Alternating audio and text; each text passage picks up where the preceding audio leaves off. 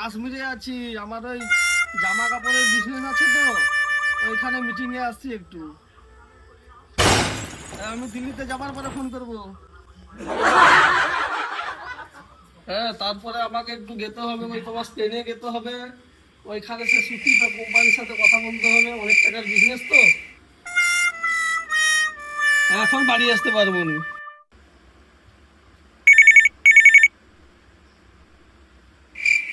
Hello. হ্যাঁ, আমি এখন একটু দেরাদুনে এসেছি। আমার ওইখানে মার্বেলের কোম্পানি আছে তো, ওইখানে আমার বিজনেস মিটিং চলছে। আমার যেতে 4-5 দিন দেরি হবে, ঠিক আছে? আচ্ছা, ঠিক আছে।